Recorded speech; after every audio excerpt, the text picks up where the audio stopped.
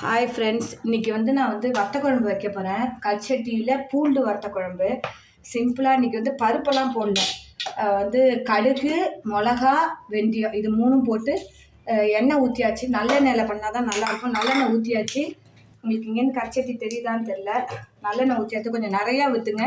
இந்த குழம்பு 100 நாள் வச்சுக்க போகிறோம். நாளைக்கும் வச்சு சாப்பிட்றதுக்காக, ட்ராவலுக்காக. அதனால் கடுகு, வெந்தயம், காஞ்ச மிளகா, அது வெடித்தோன்னா பூண்டு போட போகிறோம். பூண்டை நல்லா பொடி பொடியாக கட் பண்ணி வச்சுருக்கேன். ஃப்ரெண்ட்ஸ், இதை பாருங்கள், கடுகு வெடிச்சிட்டு பூண்டு முழுசாக தான் எங்கள் அம்மா அப்போ தான் நல்லா இருக்கும்னு சொல்கிறாங்க. முழுசாக தனி பூண்டுங்கனால பொடி பொடியாக இருந்தால் நல்லா இருக்காது. ஆனால் முழு பூண்டை போட்டாச்சு. வதங்கிட்டு அதுக்கப்புறம் உங்களுக்கு காட்டுறேன்.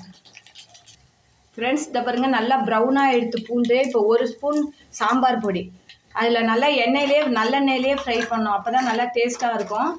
அதிலே போட்டு ஃப்ரை பண்ணிவிட்டு புளியை கரைச்சி ஊற்ற வேண்டியதான். அதுக்கு தேவையான உப்பு, நான் ராக் சால்ட் எடுத்துருக்கேன். நீங்கள் நார்மல் சால்ட்டு எடுத்துங்க உங்கள் தேவையான அளவு. நாட்டு சர்க்கரை போடணும். அது போடும்போது காட்டுறேன். இப்போ நல்லா அது ஃப்ரை ஆகிடுது அந்த சாம்பார் பொடி. இதில் பாருங்கள், புளியை கரைச்சி வச்சுருக்கேன். நல்லா திக்காகவும் கொஞ்சம் தண்ணியாகவும். உங்களுக்கு கெட்டியாக வேணும்னா திக்காக கரைச்சி ஊற்றுங்க. நல்லா சுண்டி வரணும். இது 2 நாளைக்கு வச்சுக்க போகிறோம். அதனால சுண்டி வரணும். வெளியிலே வச்சுக்கலாம், ஓகேவா? ஃப்ரிட்ஜில் கூட வைக்க வேண்டாம். அதனால தான் பூண்டு மட்டும் போட்டு பண்ணியிருக்கேன். பருப்பெல்லாம் போட்டு தாச்சி கொட்டியும் பண்ணலாம் ஒரு மெத்தடு. வெங்காயம் போட்டு பண்ணலாம்.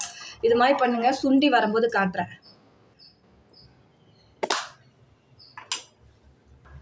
ஃப்ரெண்ட்ஸ், இதை பாருங்கள், கொதிச்சுன்னு இருக்கு. இதை பாருங்கள், நாட்டு சர்க்கரை கொஞ்சம் போடுறேன். கொதிச்சு வரும்போது கொதிச்சு கெட்டியாக வரும்போது காட்டுறேன். இதுக்கு தேவையான பெருங்காயம். ஃப்ரெண்ட்ஸ், இதை பாருங்கள், ரெடி ஆகிடுது வத்த குழம்பு. ஆஃப் பண்ண போகிறேன். இதை பாருங்கள், வத்த குழம்பு ஆஃப் பண்ணாலும் கொதிச்சுட்டு இருக்கு பாருங்கள். கச்சட்டியில் வச்சா அதுதான் நல்லாயிருக்கும். ஓகே ஃப்ரெண்ட்ஸ், இதை மாதிரி பண்ணி பாருங்கள். நல்லா இதை பாருங்கள், இந்த அளவுக்கு இன்னும் கெட்டியாக கூட ஆக்கலாம். இந்த அளவுக்கு இருந்தால் தான் சாத்தில் பசஞ்சு சாப்பிட முடியும்.